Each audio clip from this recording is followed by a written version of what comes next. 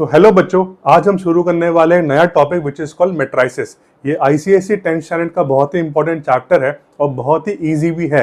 तो आज के वीडियो में हम सिर्फ कॉन्सेप्ट्स कवर करेंगे एंड आई प्रॉमिस यू बच्चों कि अगर आप ये वाला वीडियो स्टार्ट से लेकर एंड तक पूरा देखोगे तो आपके सारे के सारे कॉन्सेप्ट्स क्लियर हो जाएंगे।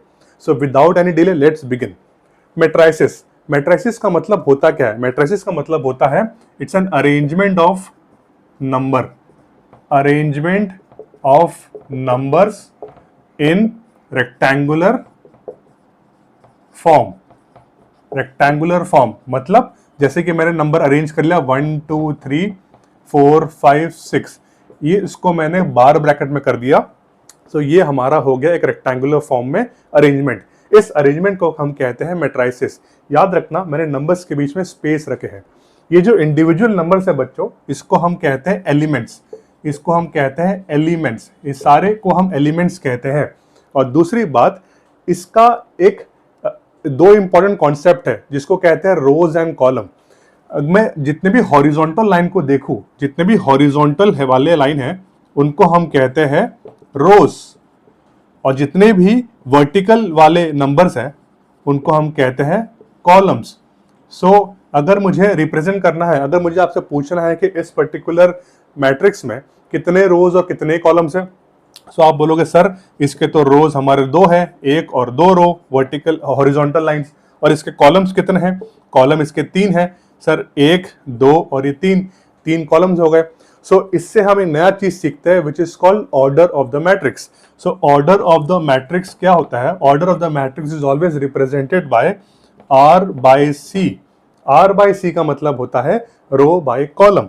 मतलब इस पर्टिकुलर मैट्रिक्स का ऑर्डर हो जाएगा 2 by 3, और इसको हम प्रोनाउंस या बोलते कैसे हैं? 2 by 3। इसको आप 2 into 3 मत बोलिएगा, दिस इज कॉल्ड 2 by 3। क्यों ऐसा? आप सोचो, जब हम किसी कारपेंटर को सुनते हुए बोलते हुए सुनते हैं कि मुझे 4 by 4 का टेबल बनाना है या फिर मेरे को 3 by 3 रूम को पेंट करना है, तो वो जो बोलता है डायमेंशन 3 by 3 या 4 by 4, वो होता है एक्चुअल में लेंथ और ब्रेथ। उसी प्रकार यहाँ पर रोज और कॉलम्स को रिप्रेजेंट करने के लिए हम कहते हैं 2 by 3।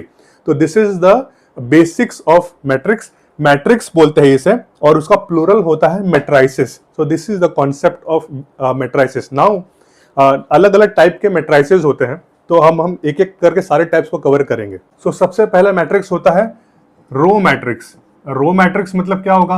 रो मैट्रिक्स मतलब यहाँ पर आपको सिर्फ एक रो हो जाएगा, जैसे कि 2 3 और 4, ये हमारा हो गया रो मैट्रिक्स। फिर आता है column matrix. Next column matrix. तो कॉलम मैट्रिक्स में क्या होगा? सिर्फ सिंगल कॉलम होगा, जैसे कि 2 3 और 4, ये हो गया हमारा कॉलम मैट्रिक्स बच्चों। जो तीसरा है वो है square matrix. Now square matrix में क्या होता है? स्क्वायर मैट्रिक्स में नंबर ऑफ रोज और नंबर ऑफ कॉलम सेम होता है। फॉर एग्जांपल 2 3 4 5, ये हो गया 2 by 2 का स्क्वायर मैट्रिक्स, बिकॉज यहाँ पर रो भी 2 है और कॉलम भी 2 है। उसी प्रकार अगर मुझे एक बड़ा सा 3 by 3 का स्क्वायर मैट्रिक्स बनाना, तो वो हो जाएगा 1 2 3 4 5 6 7 8 9। तो बच्चों ये हो गया मेरा 3 by 3 का square matrix. Understood? Now the next is rectangular matrix. Now rectangular matrix में क्या होगा? रेक्टेंगुलर मैट्रिक्स में एक रेक्टेंगल के शेप में होगा। एग्जांपल के लिए लेता हूं कि अगर मैंने ले लिया 1 2 3 और 4 5 6, देखिए रेक्टेंगल के फॉर्म में आ गया। यहाँ पर रोज कितने हैं बच्चों? रोज यहाँ पर है 2, और कॉलम्स कितने हैं? कॉलम्स है यहाँ पर 3। तो ये हो गया हमारा 2 by 3 का मैट्रिक्स। उसी प्रकार मैं दूसरा भी कर सकता हूं, लेट्स से 1 2 3 4 5 और 6। ये देखिए बच्चों, ये क्या है? हमारे यहाँ पर रोज कितने हैं? यहाँ पर रोज है 3 और कॉलम कितने हैं? कॉलम है 2। तो ये अब इसका ऑर्डर हो गया 3 by 2। जो नेक्स्ट मैट्रिक्स है वो है जीरो और नल मैट्रिक्स। जीरो और नल मैट्रिक्स मतलब क्या होगा? जिसके सारे के सारे एलिमेंट्स हमारे जीरो होते हैं। फॉर एग्जाम्पल 0 0 0 0 या फिर 0 0 0 0 0 0, ये हो गए हमारे नल मैट्रिक्स। इसके कोई भी एलिमेंट्स में कोई भी नंबर या वेरिएबल नहीं होते। फिर आता है next which is called diagonal matrix. Diagonal matrix. Now diagonal matrix में क्या होता है? डायगोनल मैट्रिक्स में all the elements are 0 except the number in the diagonal. ध्यान से देखिए, बहुत इंपॉर्टेंट है। अगर मैं बोलूं कि 1 0 0 2, ये हमारा 2x2 का डायगोनल मैट्रिक्स हो गया। एक और नंबर लेते हैं, 2x2 का है, और एक और नंबर लेते हैं, तो ये होगा हमारा 4 0 0 0 6 0 एंड 0 0 -2। नेगेटिव नंबर भी आ सकता है मैट्रिक्स में। ये 3x3 का डायगोनल मैट्रिक्स हो गया बच्चों। आप देखेंगे हमेशा जो हमारे नंबर्स है वो हमेशा लेफ्ट टू राइट, तो ये एक्चुअल में लेफ्ट टॉप से राइट बॉटम तक जाता है। हमेशा इसी तरीके से हमारा नंबर्स दिखेगा आपको, राइट। जैसे कि यहां पर हमने ऐसे इसी नंबर पे किया है, तो इसको कहते हैं हम लोग diagonal matrix. Understood. Diagonal matrix में are always all the elements are 0 except the diagonal numbers only from left top to right bottom. Now the next type of matrix is unit matrix. Unit matrix और identity matrix, ये बहुत important है बच्चों। identity matrix, now identity matrix क्या होता है? It's similar to the diagonal matrix, पर इसमें इतना ही फर्क है कि यहां पर जो नंबर्स होंगे वो 1 ही होंगे। ये 2x2 का था, या फिर एक और नंबर 1 0 0 0 1 0 0 0 1, ये 3x3 का है। तो यहां पर सारे के सारे जो एलिमेंट सिर्फ 0 होंगे एक्सेप्ट द डायगोनल वाले, बिकॉज डायगोनल वाले नंबर्स हमेशा 1 ही होंगे। तो दिस इज यूनिट मैट्रिक्स। यहां पर भी जो नंबर्स है वो हमेशा 1 ही होगा हमेशा, और हमेशा टॉप लेफ्ट से राइट बॉटम तक डायगोनली 1 ही कहलाएगा हमेशा। ये ध्यान रखना, 1 ही रहेगा हमेशा, ठीक है। So this is the unit matrix और आइडेंटिटी मैट्रिक्स, वेरी इंपॉर्टेंट, बहुत काम आने वाला है आपके सेकंड और थर्ड एक्सरसाइज में। Now the next important concept is the transpose. Transpose of a matrix, transpose of a matrix. Now इसमें हमें क्या करना है? अगर मैंने बोला कि there is a matrix which is called by A, so A का matrix is 2 3 -7 and 6, let's say -6, 2 3 -7 and -6, ये हमारे ए मैट्रिक्स है।